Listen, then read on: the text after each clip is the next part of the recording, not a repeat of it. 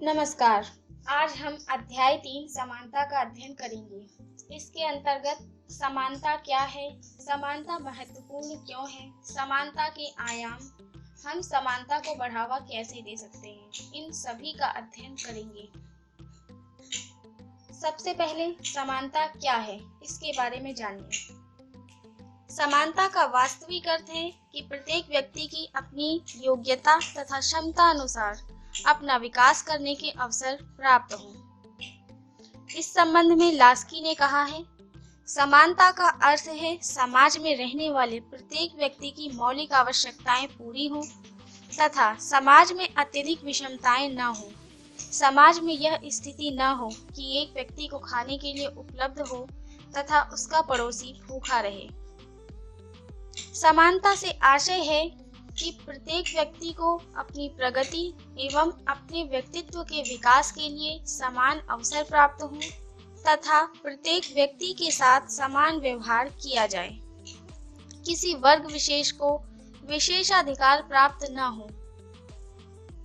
इस प्रकार कहा जा सकता है कि अवसर की समानता ही सही अर्थ में समानता है, यानी प्रत्येक व्यक्ति को विकास के समान अवसर प्राप्त हो। यदि प्रत्येक व्यक्ति को विकास के समान अवसर प्राप्त नहीं होंगे तो वहां समानता नहीं रहेगी। इसलिए समानता हम उसे ही कहेंगे जब प्रत्येक व्यक्ति को विकास के समान अवसर प्राप्त होंगे। समानता महत्वपूर्ण क्यों है? समाज के विकास के लिए समानता जरूरी है, क्योंकि समाज का विकास तभी होता है जब समानता होती है। समानता का अर्थ किसी समाज की उस स्थिति से है जिसमें सभी लोग समान अधिकार या प्रतिष्ठा रखते हैं। इसके तहत सुरक्षा, मतदान का अधिकार, भाषण की स्वतंत्रता, संपत्ति का अधिकार, सामाजिक वस्तुओं एवं सेवाओं पर समान पहुंच आदि आते हैं। सामाजिक समानता में स्वास्थ्य की समानता, आर्थिक समानता व अन्य सामाजिक सुरक्षा के अलावा समान अवसर व समान दायित्व भी आता है। वास्तव में यही वह अवस्था है जब हर व्यक्ति को समान महत्व दिया जाए।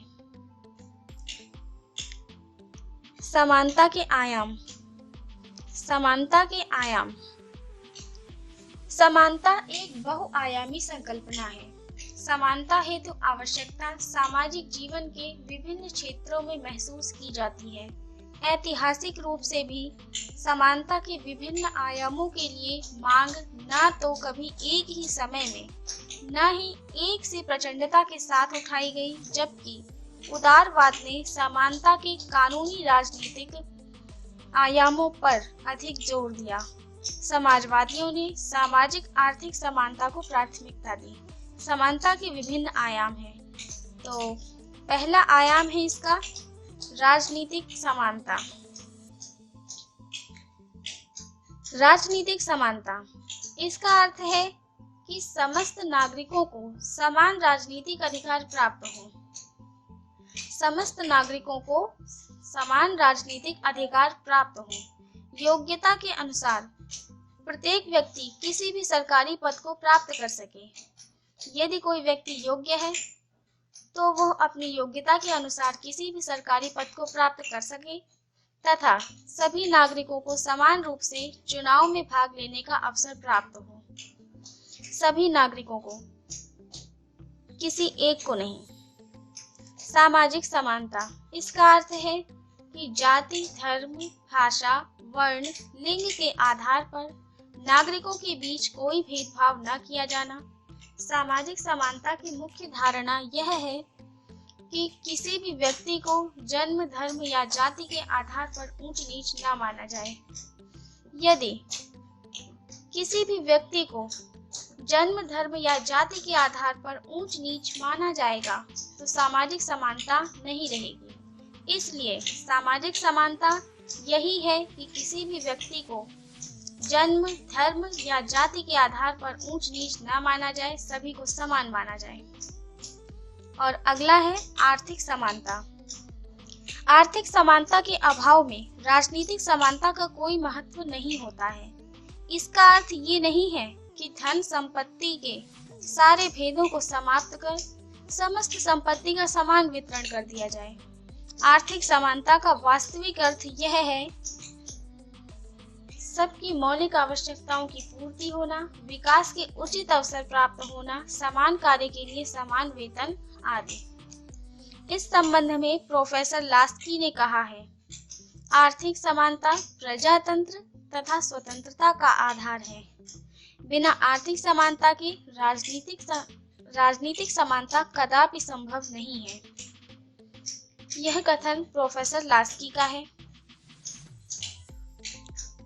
अगला है, हम समानता को बढ़ावा कैसे दे सकते हैं।